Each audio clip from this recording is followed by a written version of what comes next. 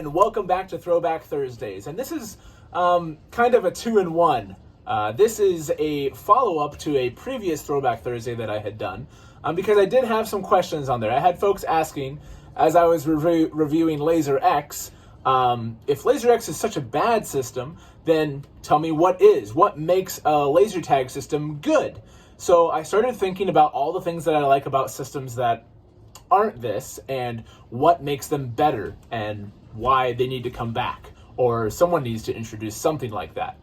And so I'm going to set this guy aside, because on today's episode, we are talking about Laser Ops Pro. Specifically, I'll be using this beautiful Delta Burst as my example.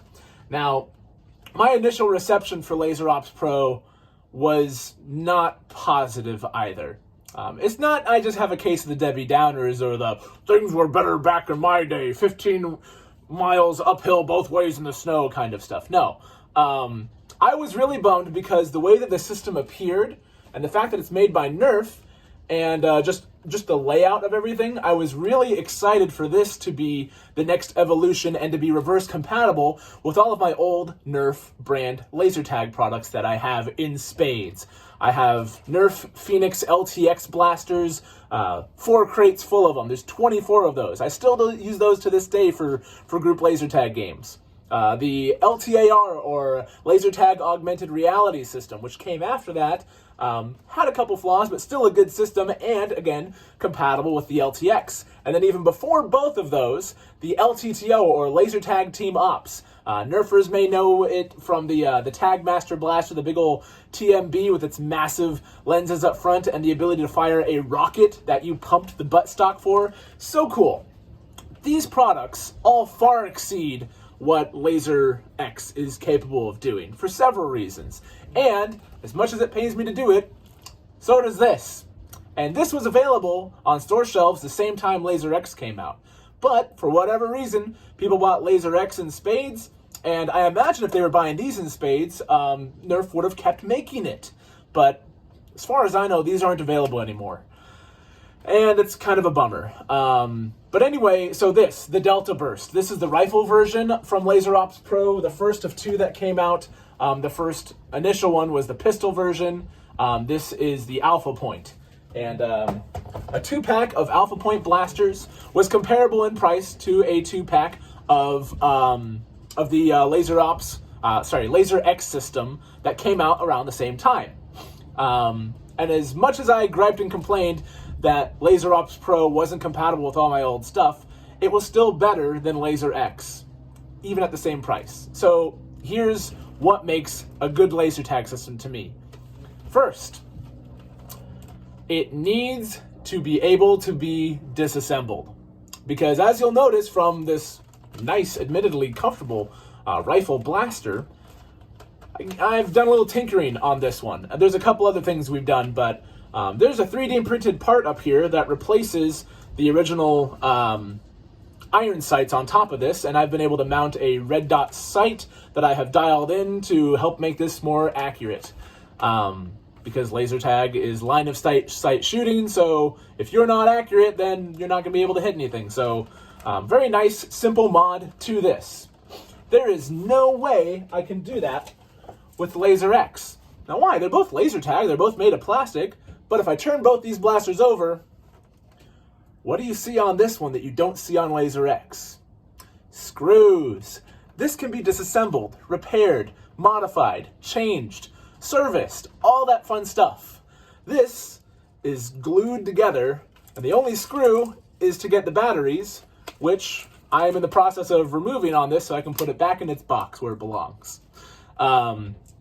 Yeah, so there's no way to work on these blasters. If something goes wrong, if your trigger stops working, sorry, just got to buy a new one. If you want to put some optics up here in the place of this big rail up here, great. Oh, sorry, can't do that either. I mean, I suppose you could screw it directly to the blaster, but that's a little crude.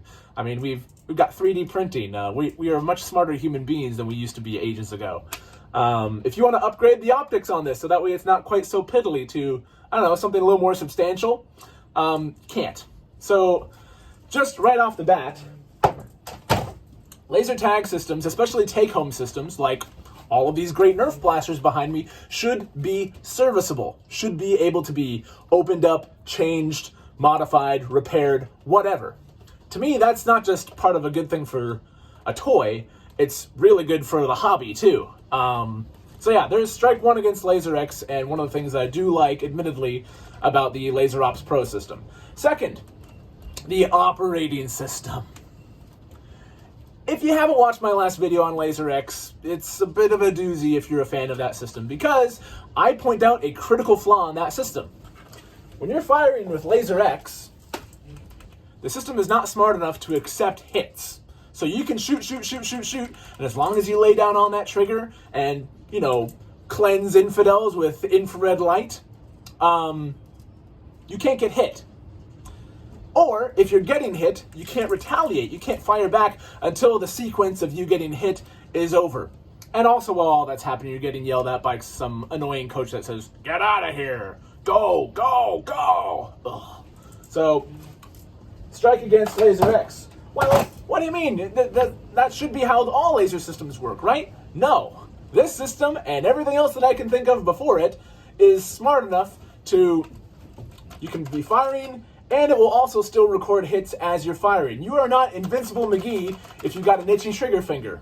So, just basic programming of what should make laser tag fair for other players. Because there's nothing more frustrating than being cornered by some idiot that just knows how to pull the trigger a bunch of times and having no way to get out of it. Now, this system lacks any sort of shield system, as does Laser X, but there are other laser tag systems that at least give you the ability to utilize shields, which will not let you fire, but at least let you get away unscathed. And this system may not have that, but it's at least fair in that you can still return fire as you're taking hits. So, there's that. And there's another point of just design that makes Laser X a little flawed. And I have plenty of experience in this realm. Laser X just relies on a single sensor. There's no addition of a back sensor or any other sensors for the blaster at all. That just rests on your chest. It's easily obscured by arms and just by aiming in general, and it's the only point you can get hit from. So if you don't want to get hit, you just turn around, and then you can still shoot behind you.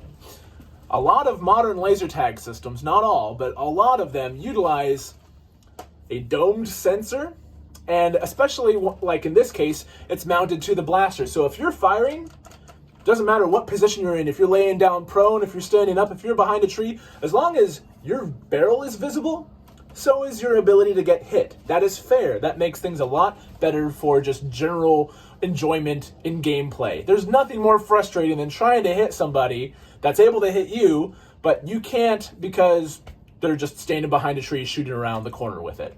So Laser Ops Pro, a lot of other systems, especially the laser tag brand ones like the LTX and LTAR, all have dome sensors that are easier to hit from multiple angles and are mounted to the blaster, which makes it more fair. Now, yes, you can still turn around and technically no one will be able to hit you, but you have a fighting chance at least from every other angle, and crucially, when you're being fired upon. So, just general layout of the sensors. There's no way to improve Laser X's sensor that's just simply in the middle. There's no way to change that. That's just fundamentally how they all work. At least in the case of my beloved Laser Challenge system from the late 90s, they had a lot of systems that were able to either plug into a optional back sensor or came with a back sensor to begin with. So those systems, while they had chest-mounted sensors, were at least a little more fair in that you could get hit from behind as well. So Laser X kind of loses on both of those fronts. And I swear there's a third thing, other than the fact that the doozy is Laser X and Laser Ops Pro were available at the same time. They were both roughly the same price for a 2-blaster set. They both took some batteries. Laser X took some AAAs. Laser Ops Pro takes some AAs. AAs are a little easier to find for some reason. These have longer ranges, better features, are able to be used with an app, but don't require said app. And just a lot of great features built in. I have a review on the Laser Ops Pro Alpha Point, if you'd like to see that, for more in-depth on how this blaster works.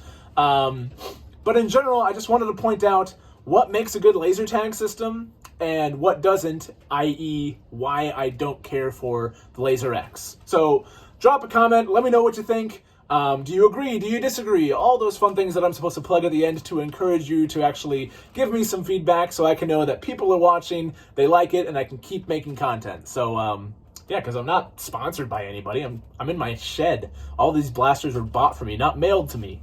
So, yeah, let me know what you think, and we'll see you later.